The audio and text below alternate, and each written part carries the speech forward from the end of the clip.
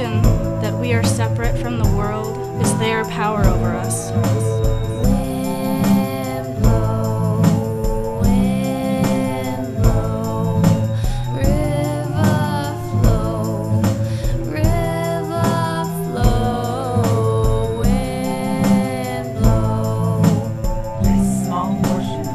This perceived reality, this small portion of time, has only been in existence small portion of time. This is our position, and we know that we are not alone.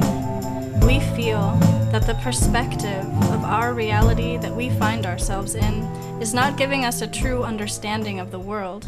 We realize that first, we must unravel the myth of this culture. It cannot help by using the rules of their game. We are in an institution with institutionalized thought.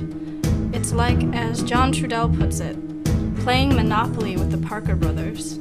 You are more than welcome, even encouraged to play the game, but who do you think will win in the end? What we've learned in this class is that there is a world outside of our own. There is a human struggle going on, and we are stuck here with the question of whether or not we care.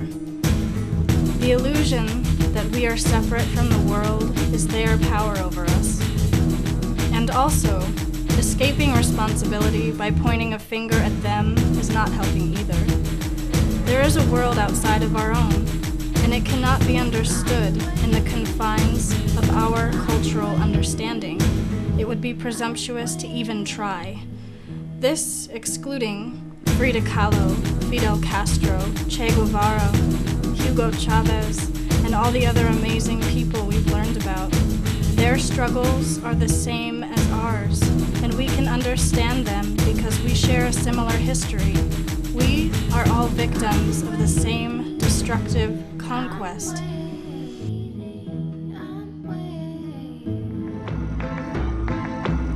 Early in this quarter, Eric asked us, what is liberty? And none of us had an answer. We ask you now, what is freedom? How do we recognize it? Is it being a salt person? A sugar person? A Nike person? Is it the ability to, like Zach De La Roca says, buy things you could never afford? If our perception of freedom is simply not being imprisoned in a cell, what is the word for not being imprisoned in a culture that goes against your very soul? I'm on the border of Bolivia, working for pennies, treated like a slave. The coca fields have to be ready. The spirit of my people is starving, broken and sweaty, dreaming about revolution, looking at my machete. But the workload is too heavy to rise up in arms, and if I ran away, I know they'd probably murder my moms. So I pray to Jesucristo when I go to the mission, process the cocaine paste and play my position. Okay, listen, Juan Valdez, just get me my product before we chop off your hands for workers' misconduct. I got the power to shoot a copper and not get charged, and it would be sad to see your family in front of a firing squad. So to feed your kids, I need these bricks, 40 tons in total, let me test it indeed. Shit, this is good, pass me a tissue and don't worry about them.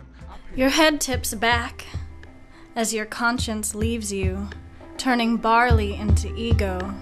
Where will it take you? It tastes like product.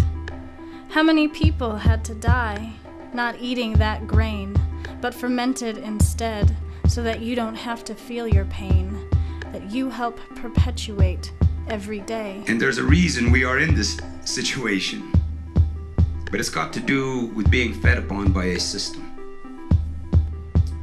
See, we're the human beings, and it's very important because we all know how to say the words. We know the terms. I know we know the terms because they taught them to us. They programmed this to us. And the words, human beings. But our relationship to reality is in that definition. So human, the bone, flesh, and blood, the DNA of the human. The bone, flesh, and blood is literally made up of the metals, minerals, and liquids of the earth. So we are parts of the earth. We are shapes of the earth. We're forms of the earth. This is the form that we are. All of the things of the earth have the same DNA as the human does. Everything of the earth has the same DNA as the human. Everything is made up of the metals, minerals, and liquids of the earth, but the shape is just different. And the purpose is different. And being, we have being. That's our essence, that's our spirit. So all the things of the earth have being. spirit. And our relationship to power and reality is in that understanding of who we are. We are forms of the earth, and that's reality. Nothing will ever change that reality. What has changed is our perceptual relationship to reality.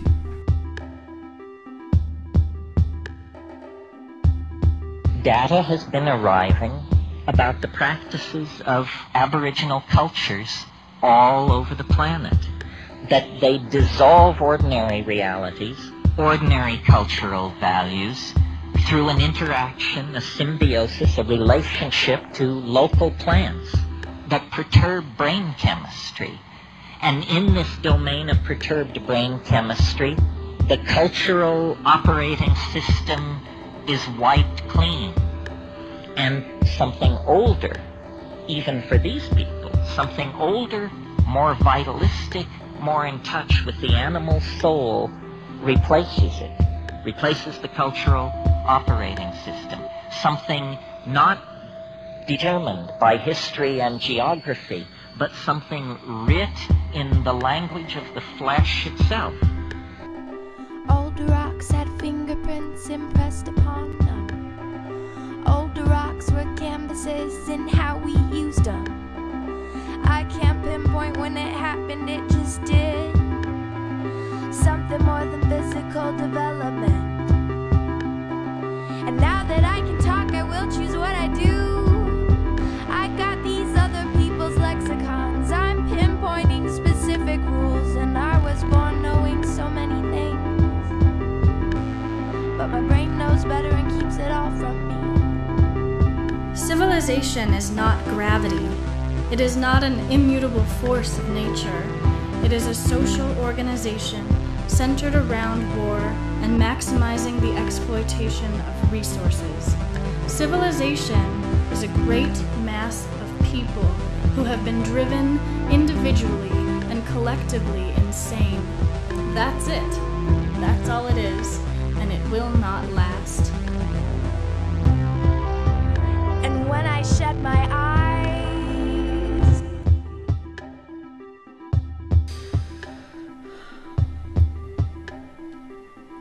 the strongest scientific point of view today is still focused on Earth as an object.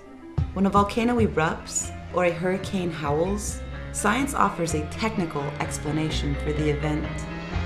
In Toltec wisdom, the Earth has decided to take these actions. The planet is a living being who can think and make decisions for itself. The native point of view is that of a shaman. In order to transform, humans will need to recover the shamanic perspective. If there's one thing you can say about mankind, there's nothing kind about man. You can drive out nature with a pitchfork, but it always comes roaring back again.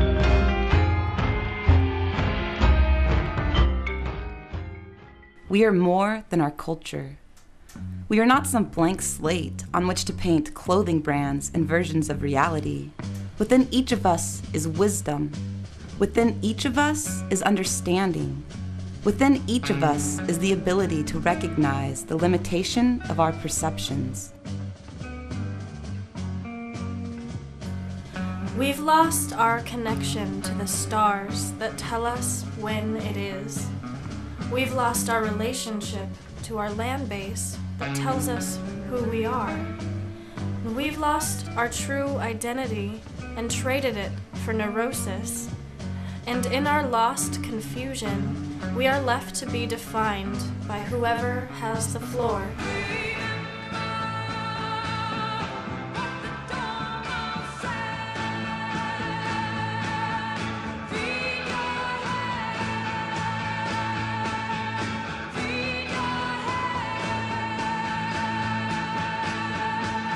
If Chief Joseph were here, he might remind us, if any man loses something and goes back to look for it, he will most surely find it.